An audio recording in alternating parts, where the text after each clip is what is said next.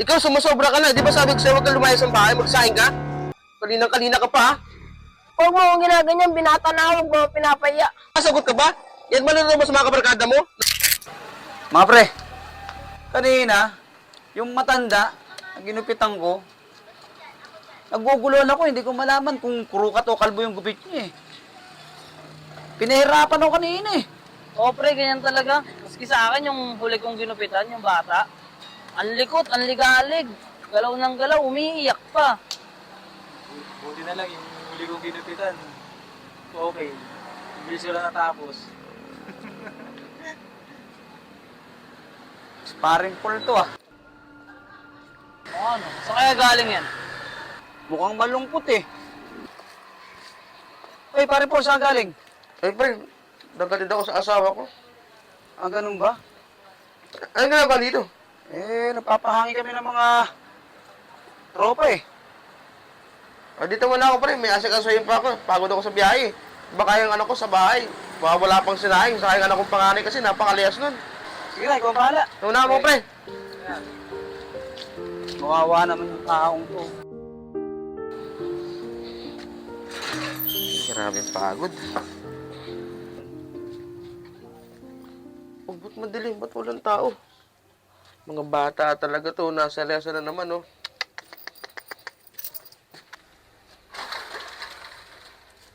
Ang bihira talaga mga bata to. Ang daming kalat. Sus Mariosep. Walang sinaing, walang ulam, dahil pahugasan. Bihira talaga itong mga anak ko na to. Puro layas ang ginagawa sa buhay, eh. Papalo ko itong mga bata na to, eh. Hanapin ko nga muna. Yari sa akin itong mga to.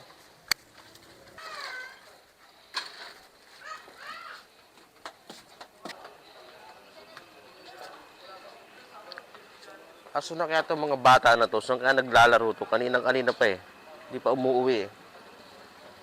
Pre, bukas ha, agahan nyo ha. Oo, sige.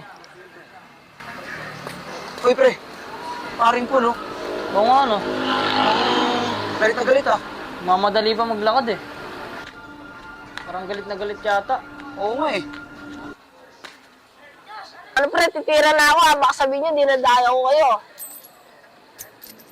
O, Kara, akin pre.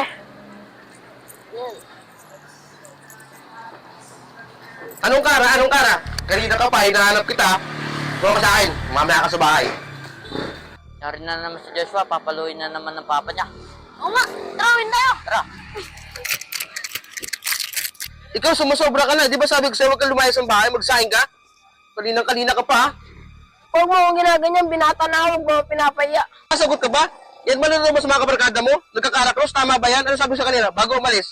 Di ba sabi ko, magsahin ka, maglinis ka ng bahay. Pag uwi ko, walang sunahin, walang ano, kanin, walang ulam. Nakalaki mo na. Paano ba? Bitawan niyo ako. Pre, ano yan pre? Ito kasi ng anak ko, pre. Kanina bago ako umalis, nagbili lang ako magkasikaso sa bahay. Tapos pag uwi ko, naabot ako nagsusugal doon. Siya hindi magalit na magulang sa kanya. Di ba? Kaya naman pala nagalit tatay mo, nagabilin pala sa'yo kanina na magsayang ka eh. Eh katulad niya, nakita ka pa nagsusugal ng tatay mo, talagang magalit yan. Hindi ka naawa sa tatay ninyo. Nagtatrabaho, nagpapakahirap sa pagtatrabaho, tapos eh, ikaw, pag-gala-gala ka lang. Eh talagang magalit ang tatay mo. Isa pa pre, sumasagot-sagot pa sa akin, parang hindi ako tatay. Ayan, isa pa yan. Alam mo, sa tutusin, masama sumagot sa magulang. Dapat nga, respetuhin niyo yung tatay ninyo eh. Dahil sila yung bumuhay sa inyo. Sige na pre. Ano pre, pagagalitan ko to. Iba na talaga mga kabataan nga, pare. Isipin mo, nakita ng tatay niyo nagkakaroks diyan. Kahit sino man magulang eh, makagalit. Tatay nila nagtatrabaho, nagpapakahirap, mama nila. Tapos sila, pag-gala-gala lang. Sa akin, di pwede sa mga anak ko. Ako pre, nung bata ako, hindi ko naranasan sumagot sa magulang ko eh. Kasi takot ko sa magulang ko eh. Tama yan, pre. Saka nung ano yung sugal na yan, hindi ko rin na ano yan. Hindi ko rin naranasan yung magsugal. Iba na mga kabataan yun. Napakaswerte nga nila eh. Lahat ng mga kalayaw nasa kanila. Yung cellphone, dati wala kaming cellphone. Di ba? Mga panahon dati, hindi uso yan. Eh ngayon, lahat.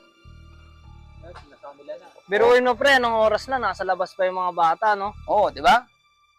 Kaya tama lang si Paring Paul na pagalitan yan.